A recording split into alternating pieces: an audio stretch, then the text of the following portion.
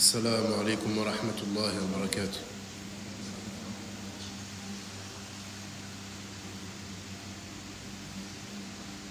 الحمد لله رب العالمين والصلاة والسلام على المبعوث رحمة للعالمين نبينا محمد وعلى آله وصحبه أجمعين ومن تبعه بإحسان إلى يوم الدين أما بعد. يا أيها الذين آمنوا اتقوا الله حق تقاته ولا تموتن إلا وأنتم مسلمون. يا أيها الناس اتقوا ربكم الذي خلقكم من نفس واحدة وخلق منها زوجها وبث منهما رجالا كثيرا ونساء واتقوا الله الذي تساءلون به والأرحام إن الله كان عليكم رقيبا. يا أيها الذين آمنوا اتقوا الله وقولوا قولا سديدا يصلح لكم أعمالكم ويغفر لكم ذنوبكم ومن يطع الله ورسوله فقد فاز فوزا عظيما. أما بعد. Le mariage en islam n'est pas un simple contrat ou une simple formalité. Plutôt, le mariage en islam a une place importante, car le prophète sallallahu alayhi wa sallam a décrit le mariage comme étant la moitié de la religion. Et Allah subhanahu wa ta'ala l'a également décrit comme étant un pacte sacré. Et le mariage est un pacte entre les deux époux ainsi que leur Seigneur tabaraka wa ta'ala. Donc les deux conjoints, ils s'unissent devant le Créateur des cieux et de la terre. Et le mariage est une tradition universelle qui a toujours existé. Et il est également une sunna de tous les prophètes et les envoyés. Allah tabaraka wa ta'ala yaqul وَلَقَدْ أَرْسَلْنَا رُسُلًا مِّن قَبْلِكَ وَجَعَلْنَا لَهُمْ أَزْوَاجًا وَذُرِّيَّةً. Nous avons certes envoyé avant toi des messagers et nous leur avons accordé des épouses ainsi qu'une descendance. Et à travers cette union, tout être humain cherche à obtenir la paix, la tranquillité ainsi que la stabilité. Et personne ne souhaite vivre dans la dispute, dans la division, ni la discorde. Allah tabaraka wa ta'ala yaqul وَمِنْ آيَاتِهِ أَنْ خَلَقَ لَكُم مِّنْ أَنفُسِكُمْ أَزْوَاجًا لِتَسْكُنُوا إِلَيْهَا وَجَعَلَ بَيْنَكُم مَّوَدَّةً وَرَحْمَةً إِنَّ فِي ذَلِكَ لَآيَاتٍ لِقَوْمٍ يَتَفَكَّرُونَ. Et dit parmi ces signes, parmi les signes de la création, parmi les signes de la véracité et de l'existence d'Allah tabaraka wa ta'ala, le fait qu'il a créé pour vous, à partir de vous, des épouses, afin qu'elles soient un lieu de tranquillité pour vous. Et il a mis entre vous de la bonté et de la miséricorde. Et il y a dans cela un signe pour les gens qui réfléchissent. Et pour ce faire, pour que les deux conjoints, les deux époux puissent vivre dans la stabilité, dans la tranquillité, dans l'amour, dans la bonté et dans la miséricorde, l'islam est venu cadrer le mariage. Il est venu cadrer le mariage, car il y a des règles qui entourent cette union. Le mariage n'est pas une affaire bazardée, mais plutôt il y a des règles bien établies. Et c'est ce qu'on appelle les droits et les devoirs des époux. Et ces droits et ces devoirs sont la base même du mariage. Ce sont les fondations de cette union. À l'image d'une maison, si les fondations sont faibles, alors toute construction qu'on va venir poser dessus sera faible. Au premier coup de vent, à la première tempête, tout tombe. Mais si les fondations sont solides, ont été construites pour pouvoir supporter des choses lourdes, eh bien, le jour où il y a une tempête, où il y a un problème, ces fondations viennent stabiliser le mariage.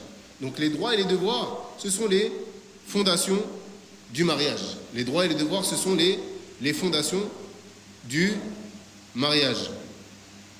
Et dans les droits et les devoirs, pourquoi est-ce qu'il est important d'apprendre les droits et les devoirs? C'est que malheureusement, beaucoup de personnes se préoccupent et sont extrêmement pointilleuses sur ce qu'on leur doit. Elles sont pointilleuses sur quoi? Sur ce qu'on leur doit. Mais par contre, elles ne regardent pas ce qu'elles doivent aux autres. Et l'islam, certes, t'a donné des droits, mais également t'a donné des devoirs en retour. Ce n'est pas simplement des droits que tu as, mais tu as également des devoirs. Et la base de cela, c'est la parole d'Allah subhanahu wa ta'ala lorsqu'il dit وَلَهُنَّ مِثْلُ الَّذِي عَلَيْهِنَّ بِالْمَعْرُوفِ. Et elles ont des droits équivalents à leurs devoirs. Elles ont des droits équivalents à leurs devoirs. Et ces droits et ces devoirs-là, ils ont pour but, de protéger les deux parties. Yani Allah subhanahu wa ta'ala n'a pas mis ces règles-là pour léser la femme ou pour léser l'homme, ou pour avantager la femme ou pour avantager l'homme. Mais plutôt, il est venu pourquoi? Pour donner à chacun ce dont il a besoin. Car en effet, les besoins de l'homme sont différents des besoins de la femme. La nature de l'homme est différente de la nature de la femme. Donc Allah subhanahu wa ta'ala, il a réparti les droits et les devoirs des époux en fonction de ce qu'achète. Et le fait que, par l'application de ces droits et de ces devoirs, c'est à ce moment-là que l'amour va grandir entre les époux. Pourquoi? Parce que quand l'époux ou l'épouse va voir que son conjoint ou sa conjointe donne de l'importance à ce qu'Allah Azza wa Jal lui a donné, ça ne peut que faire grandir l'amour pour cette personne-là. Et le fait de voir quelqu'un qui vraiment fait attention à me donner ce qu'Allah m'a accordé de droit. C'est comme ça que l'amour va grandir. Et beaucoup d'entre nous ne comprennent pas l'importance de ces droits et de ces devoirs, et de l'impact surtout qu'ils vont avoir dans cette union. Car comme je l'ai dit, les droits et les devoirs visent premièrement à apporter à l'autre ce dont il a besoin, mais également à préserver des conflits, des disputes. Pourquoi? Car connaître ses droits permet, celui qui connaît ses droits, ça lui permet de ne pas se laisser subir des injustices. Je n'ai pas à subir cette chose-là. Pourquoi? Parce que cette chose-là me revient de droit. Si tu ne me la donnes pas, alors tu as été injuste. Et également, ça me permet de ne pas moi-même être injuste envers mon conjoint, car lui aussi a des droits. Donc c'est pour cela que les droits et les devoirs viennent stabiliser le mariage. Et il est triste de constater que beaucoup de personnes rentrent dans le mariage et ne connaissent absolument pas les droits et les devoirs des époux. Et ça, c'est une grossière erreur. C'est une grossière erreur. النبي صلى الله عليه وسلم يقول طلب العلم فريضة على كل مسلم. L'étude de la science est une obligation pour chaque musulman. Taïb. Quand le prophète alayhi salatu wassalam, il parle de l'étude de la science ici, il ne parle pas du fait de devenir un savant, mais il parle de toute chose dont tu as besoin dans ta vie au quotidien pour pouvoir adorer Allah. Taïb, lorsque tu rentres dans le mariage, tu as besoin de connaître les règles en lien avec le mariage. Quelles sont les conditions du mariage afin que le mariage soit valide, premièrement. Ensuite, qu'est-ce que j'ai le droit de faire vis-à-vis de cette femme qu'on m'a donnée? Et qu'est-ce que j'ai le droit de faire vis-à-vis de cet homme qu'Allah Azza wa Jal m'a accordé? Et même si on en vient à se séparer, comment est-ce qu'on doit faire? Tout ça, c'est une obligation pour toute personne qui rentre dans le mariage de le savoir, car ça rentre dans fardu ayn, ça rentre dans l'obligation individuelle. Ça rentre dans l'obligation individuelle. Et si on parle des droits et des devoirs des époux, il faut savoir qu'ils se divisent en trois. Les droits et les devoirs se divisent en trois. Il y a les droits et les devoirs qui sont communs aux deux époux. Les deux se les doivent mutuellement. Il y a les droits qui sont propres à la femme et les droits qui sont propres au mari. Ça nous donne combien? Trois catégories. Les droits qui sont communs aux deux époux, les droits qui sont propres à la femme et les droits qui sont propres à l'homme. Donc on va commencer en premier par énumérer et parler et détailler les droits qui sont propres à la femme. C'est-à-dire, qu'est-ce qu'il est obligatoire à l'époux de faire vis-à-vis de son épouse et qu'est-ce qui revient de droit à la femme dans le mariage. Le premier droit de la femme dans le mariage, c'est le droit de choisir son époux. Le premier droit, c'est le droit de quoi? De choisir son époux. Et ça, c'est un point extrêmement important, car il vient réfuter et il vient contredire le mariage forcé. Il vient réfuter et contredire le mariage forcé. Donc il n'est pas permis de forcer une femme à se marier avec un homme qu'elle ne désire pas. Ça, c'est une chose qui n'est pas permise en islam.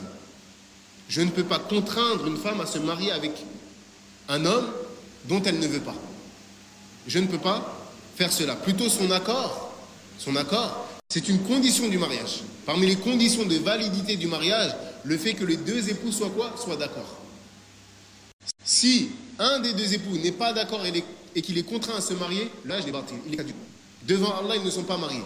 Si la femme est contrainte, comme on va y venir tout de suite, et si la femme est contrainte dans ce mariage-là, par pression familiale, au point où son père, son oncle, son grand-père, ou un homme de sa famille, ou les hommes de sa famille la contraignent, au point de la frapper, au point de la menacer très fortement, et qu'elle rentre dans ce mariage, mais qu'elle ne veut pas, qu'elle a été contrainte, l'homme qui se marie avec elle, tout en sachant qu'elle a été contrainte, lui devant Allah, c'est un fornicateur. Lui devant Allah, c'est quoi? C'est un fornicateur. Car la condition de l'accord n'a pas été respectée. Elle est déchargée, elle est excusée parce qu'elle a été contrainte.